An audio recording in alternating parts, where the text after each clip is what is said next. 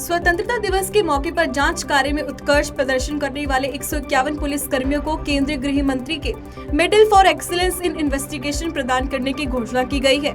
इन पदक विजेताओं में विभिन्न राज्यों की पुलिस इकाइयों के अलावा केंद्रीय जांच एजेंसी जैसे सीबीआई, एनआईए व एनसीबी भी शामिल है। गत वर्ष 152 पुलिस पर्सनल को यह सम्मान प्रदान किया गया था। इस बार केंद्रीय जांच एजेंसी सीबीआई को सर्वाधिक 15 मेडल मिले हैं। एनआईए और एनसीबी के खाते में 5-5 पदक गए हैं। बता दें कि इस सूची में 28 महिला पुलिस अधिकारी भी शामिल है। बिहार में एनडीए से नाता तोड़ने के बाद नीतीश कुमार पर भारतीय जनता पार्टी के नेता हमलावर हैं। केंद्रीय मंत्री और बीजेपी के फायर ब्रांड नेता गिरिराज सिंह ने नीतीश कुमार के उस बयान पर पलटवार किया है जिसमें उन्होंने कहा था कि 2014 में आए थे वे 2024 में नहीं रहेंगे। उन्होंने कहा भाजपा से गठबंधन तोड़ने की नीतीश कुमार की मंशा साफ हो चुकी है। वे प्रधानमंत्री बनने का सपना पाले बैठे हैं। उन्होंने आगे कहा, नीतीश कुमार एक बात जान ले कि नरेंद्र मोदी 2024 ही नहीं 2029 तक प्रधानमंत्री रहेंगे।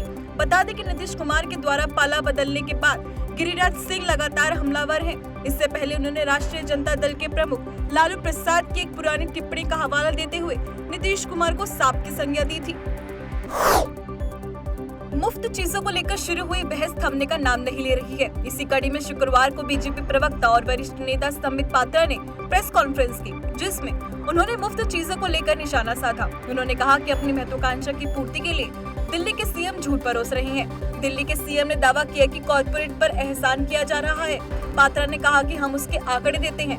वित्त वर्ष 2018 से 19 में 6.63 लाख करोड़ रुपए और वित्त वर्ष 2021 से 22 में महामारी के बावजूद 60% 1 लाख करोड़ रुपए कॉर्पोरेट टैक्स वसूला गया। संबित पात्रा ने कहा कि केजरीवाल जी ऐसी एक्टिंग करते हैं कि उन्हें सबकी चिंता है, जबकि उन्हें मैं, मेरा और मेरी पार्टी की चिंता है। बिहार में कहने को तो पूर्ण शराबबंदी लागू है, लेकिन जहरीली शराब से मौतों की घटनाएं कम होने का नाम नहीं ले रही हैं। ताजा घटना में सारण जिले के मढ़ौरा थाना अंतर्गत भोआलपुर में जहरीली शराब पीने से 4 लोगों की मौत की खबर सामने आई है। पुलिस ने मृतकों के शव को पोस्टमार्टम के लिए छपरा भेज दिया है।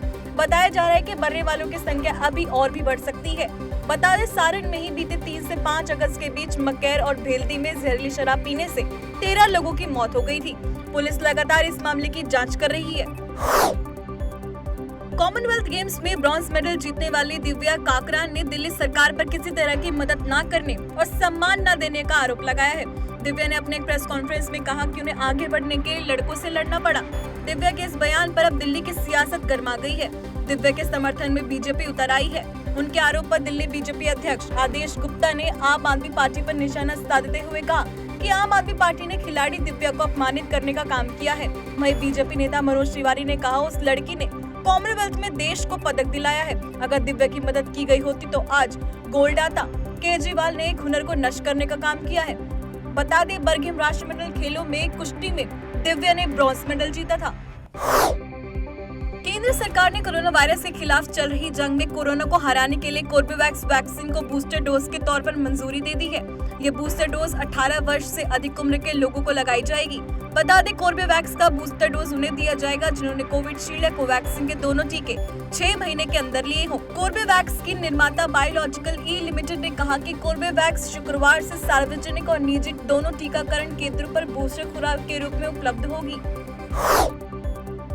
राष्ट्रीय राजधानी में 15 अगस्त से ठीक पहले 2000 जिंदा कारतूस बरामद किए गए हैं। इसके साथ ही दिल्ली में कारतूस की सप्लाई करने वाले 6 आरोपियों को भी गिरफ्तार किया गया है। पूर्वी दिल्ली पुलिस ने आनंद विहार इलाके से 2 बैग के साथ सप्लाई को गिरफ्तार किया है। पुलिस की तरफ से अब इन आरोपियों से पूछताछ की जा रही है। साथ ही सर्च ऑपरेशन चलाया जा रहा है। बता दें, दिल्ली पुलिस 15 अगस्त को लेकर हाई अलर्ट पर है। पूरी दिल्ली समेत लाल किले पर सुरक्षा के पुख्ता इंतजाम किए गए हैं। यूक्रेन के जापोरिज्जिया न्यूक्लियर पावर प्लांट के उपयोग हो चुके ईंधन की भंडारण सुविधा के पास रूस द्वारा हुई गोलीबारी की रिपोर्ट पर यूएन ने चिंता जताई है। अंतर्राष्ट्रीय परमाणु ऊर्जा एजेंसी के प्रमुख राफेल ग्रोसी ने सुरक्षा परिषद में कहा, यह एक गंभीर समय है। वहीं यूएनएससी में यूक्रेन पर ब्रीफिंग के दौरान भारत की राजदूत रुचिरा कंबोज ने कहा कि हम आपसी संयम बरतने की अपील करते हैं ताकि परमाणु सुविधाओं की सुरक्षा को कोई खतरा न हो। जम्मू कश्मीर के बांदीपुरा जिले में आतंकियों ने बिहार के एक प्रवासी मजदूर की गोली मारकर हत्या कर दी। जम्मू और कश्मीर के बांदीपुरा में आतंकवादियों ने एक गैर कश्मीरी की गोली मारकर हत्या की, जो बिहार के मधेपुरा जिले का रहने वाला था। उसकी पहचान मोहम्मद अमरेज के रूप में हुई है। गोली लगने के बाद अमरेज को इलाज के लिए अस्पताल ले जाया गया। जहां चिकित्सकों ने उसे मृत घोषित कर दिया। मजदूर की हत्या को लेकर माना जा रहा है कि वह आतंकियों की बड़ी साजिश का खुलासा करने वाला था, इसलिए उसे मौत के घाट उतार दिया। कहा यह भी जा रहा है कि बिहार के मजदूर की हत्या टारगेट किलिंग नहीं है, बल्कि यह आतंकियों की पहले से बनाई गई साजिश का हिस्सा है। देश में लगातार बढ़ते कोरोना मामलों को देखते हुए केंद्र सरकार ने राज्य को स्वतंत्रता दिवस पर एहतियात बरतने की सलाह दी है। रोजाना औसतन 15,000 से अधिक कोरोना वायरस के मामले सामने आने के बीच केंद्र ने राज्य को स्वतंत्रता दिवस समारोह के लिए बड़ी सभा न करने को कहा है।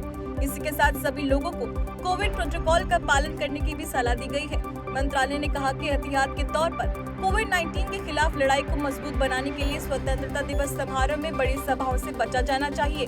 यह जरूरी है कि कोविड के दिशा निर्देशों का पालन किया जाए।